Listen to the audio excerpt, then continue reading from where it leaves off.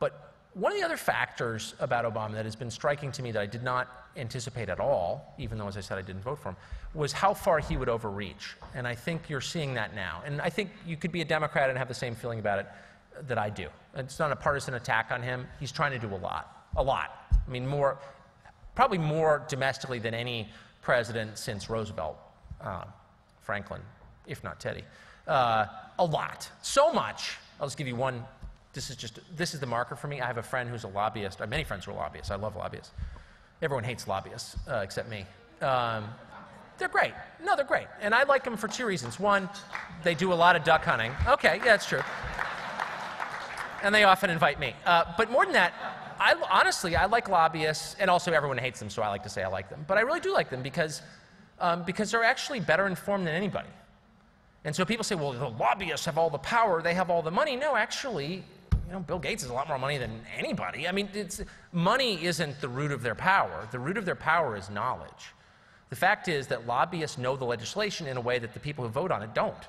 And I don't know if this is true in the states, but it's certainly true in Washington, that the volume of legislation is so heavy. There's just no way that any individual member or senator can really have a handle on it all. And it's people who are paid to make it their business solely, not to fundraise, not to get passports for constituents, not to pose with the state volleyball team, but just to know the legislation, will know the legislation, and that's the lobbyists. They are the acknowledged experts on it, okay? So I have a dinner with this friend of mine, older guy, big Democrat actually, and he's telling me, he's like, in 30 years of practicing in Washington, he's made a lot of money. He said, I've always been the guy who knew everything. I mean, I read everything. He said, this year, I can't keep up. For the first time in 30 years, I am totally overwhelmed. I actually don't know what's going to be in some of this legislation because there's just too much of it. This administration, and he sort of approves of the program, but he was saying this administration is doing what you sort of never think about. I mean, they're trying to completely overhaul virtually every sector of American life. Maybe that's great, maybe it's terrible, but it's massive. The ambition is striking. And if there's one lesson in modern American politics for new presidents is overreach will sting you. It will hurt you. Go too far, be seen as an extremist, stray too far from the conventional view, from the 40 to 60% window in the middle of the American electorate. Move too far out of that, and you will be punished in a big, big way. And there are poll numbers that we're seeing now, right now, this week, that indicate, and who knows, things change, but at this point, if we were to have a midterm election next week, there'd be some real punishment going on, punishing the president for what I think his overreaching. So here's the question, why? Here you have a really smart guy, the president, a lot of really smart, incredibly tough people around him. Have you ever dealt with Rahm Emanuel before? The most profane person in the world. Literally. He could teach new conjugations of the F word to your average Marine Corps drill instructor. In fact, I'm dead serious. I'm not. When he was a child, he was of course a congressman from Chicago, Clinton staffer. He's been around, investment banker for a while. But when he was a child, he worked at the deli counter at the Safeway or whatever in his town and had the middle finger of his right hand amputated by the meat slicer while cutting salami. At which point Obama said, quote, he went mute. Really a great line. I mean, you got to kind of give credit where it's due. So anyway, so they've got guys who have been around, who are tough, like Rahm Emanuel, the president who's clearly thoughtful, and yet they are making mistakes that even rookies wouldn't make. Why is that? Why is that? And I don't really know, but I'll end with this. Here's my theory, which, since you're a captive audience, I'll impose upon you, which is that Obama's problem is not that he's not smart. It's not that he's some kind of crazy Marxist. He's pretty left-wing, but he's not. I don't think he's some crazed ideologue. I don't think that. He's just kind of your conventional lefty. His problem is that he's never failed, actually. That's his problem. Because with failure comes wisdom, and Obama has never failed. Now, that does not put him in some tiny minority of Americans. Most Americans have never really failed, actually, because this is a country that's all about success. I mean, by contrast, and I don't mean just kind of fail. Like, oh, I didn't live up to my own expectations today. Or I was rude to the maitre d'. No, I mean real failure. I mean humiliating public disgrace. I mean failure so profound that your neighbors avert their gaze when you pull into the driveway at night. I was on Dancing with the Stars. I'm not I was euthanized after one episode. I know what that feels. And I've been fired a couple times in public. I'm not bragging, but I've had that experience.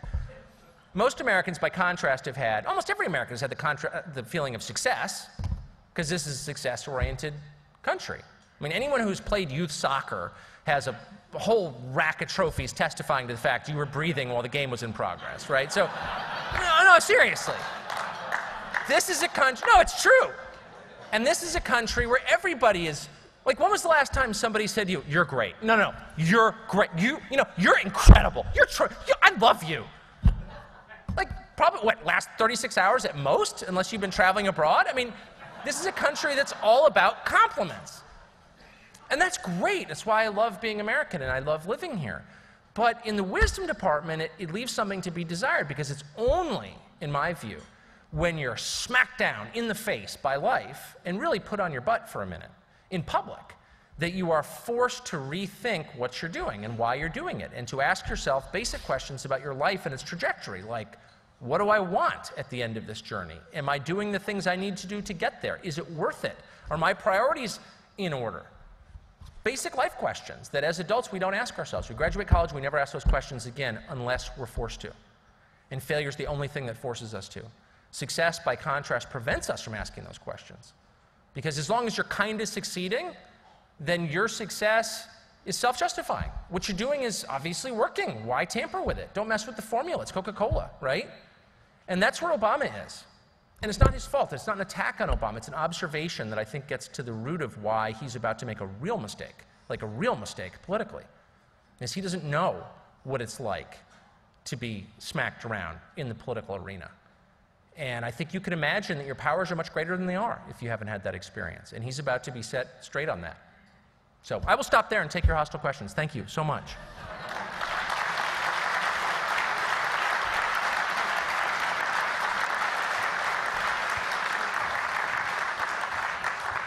Yes, sir.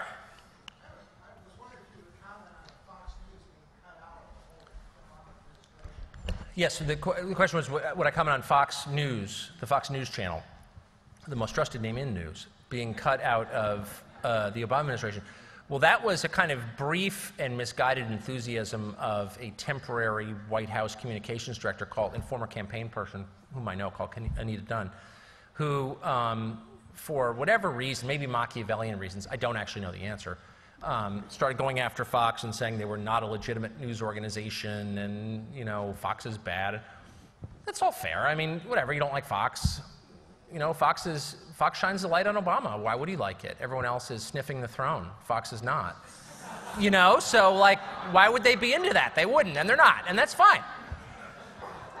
That isn't, I think that's a badge of honor, frankly. No president should love you. If the president loves a news organization, they're toadies. I mean, that's just true, okay? And many of you are in politics, you know the depth of how true that, you know what I'm talking about. What bothered me and what I felt crossed the line was when Anita Dunn and other apparatchiks around the White House started lecturing other news organizations, ABC News, for instance, which, my personal opinion, just parenthetically, I think probably of the mainstream news organizations does kind of try the hardest. They're pretty liberal, but they try more than others, trust me. Sorry? Well, someone doesn't agree, but that's my view. Started lecturing them on how you should not use Fox News content on your air. You know, you shouldn't, if they report something, you shouldn't, report that they reported it. Huh?